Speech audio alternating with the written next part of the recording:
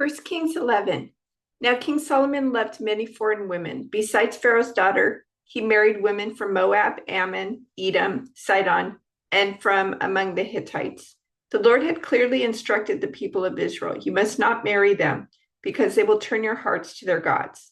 Yet Solomon insisted on loving them anyway. He had 700 wives of royal birth and 300 concubines. And in fact, they did turn his heart away from the Lord. In Solomon's old age, they turned his heart to worship other gods instead of being completely faithful to the Lord his God, as his father David had been. Solomon worshipped Ashtoreth, the goddess of the Sidonians, and Moloch, the detestable god of the Ammonites. In this way, Solomon did what was evil in the Lord's sight.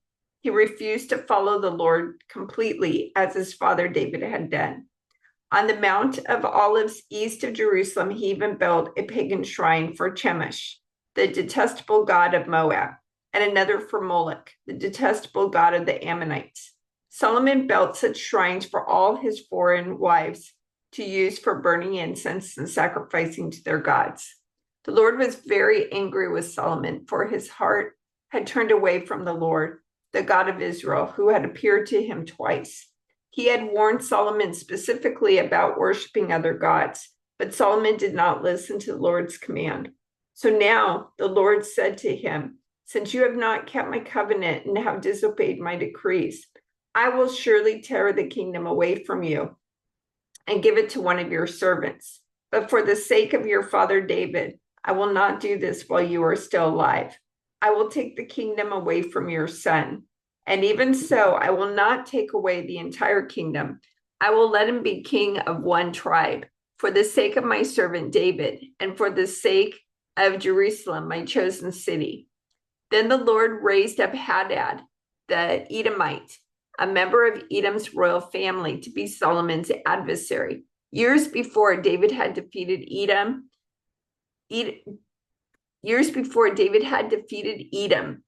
Joab, his army commander, had stayed to bury some of the Israelite soldiers who had died in battle. While there, they killed every male in Edom. Joab and the army of Israel had stayed there for 6 months, killing them. But Hadad and a few of his father's royal officials escaped and headed for Egypt. Hadad was just a boy at the time. They set out from Midian and went to Paran, where others joined them. Then they traveled to Egypt and went to Pharaoh, who gave them a home, food, and some land. Pharaoh grew very fond of Hadad, and he gave him his wife's sister in marriage, the sister of Queen Taphanes.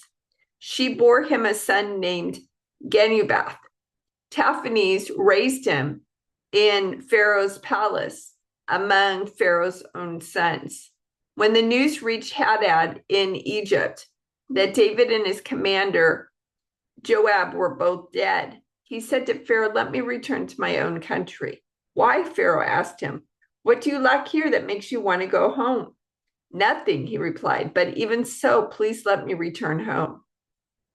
God also raised up Rezin, son of Eliada, as Solomon's adversary. Rezin had fled from his master, King Hadadezer of Zobah, and had become the leader of a gang of rebels. After David conquered Hadadezer, Rezin and his men fled to Damascus, where he became king. Rezin was Israel's bitter adversary for the rest of Solomon's reign, and he made trouble, just as Hadad did. Rezin hated Israel intensely and continued to reign in Aram. Another rebel leader was Jeroboam, son of Nebat, one of Solomon's own officials. He came from the town of Zereda in Ephraim. His mother was Zeruah, a widow. This is the story behind his rebellion. Solomon was rebuilding the supporting terraces and repairing the walls of the city of his father David. Jeroboam was a very capable young man. And when Solomon saw how industrious he was, he put him in charge of the labor force from the tribes of Ephraim and Manasseh, the descendants of Joseph. One day, as Jeroboam was leaving Jerusalem, the prophet Ahijah from Shiloh met him along the way. Ahijah was wearing a new cloak.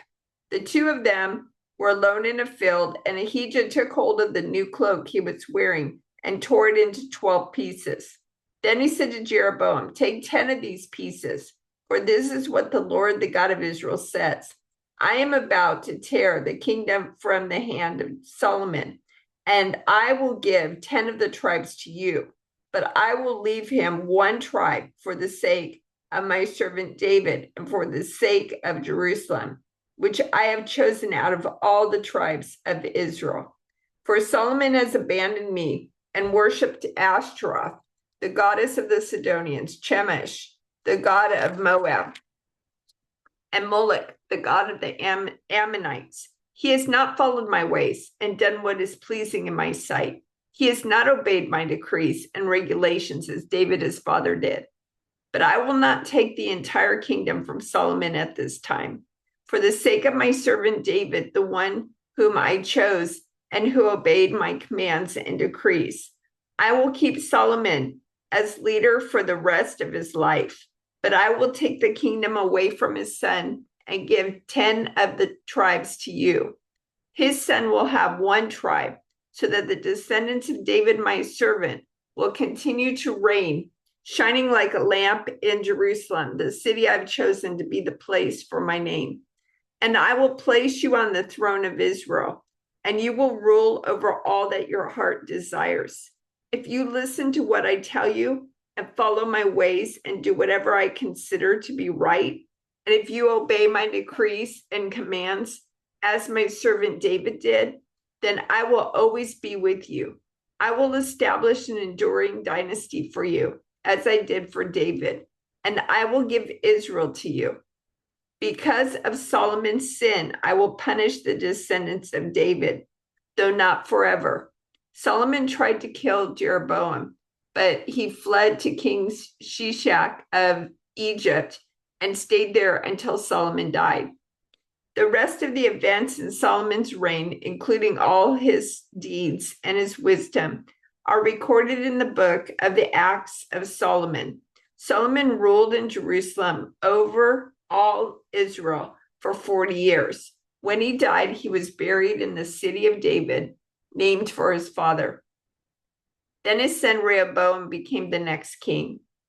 The rest of the events of Solomon's reign, from beginning to end, are recorded in the record of Nathan the prophet and the prophecy of Ahijah from Shiloh, and also in the visions of Iddo the seer concerning Jeroboam son of Nebat. Solomon ruled in Jerusalem over all Israel for 40 years. When he died, he was buried in the city of David, named for his father. Then his son Rehoboam became the next king. Ecclesiastes 1. These are the words of the teacher, King David's son, who ruled in Jerusalem. Everything is meaningless, says the teacher, completely meaningless.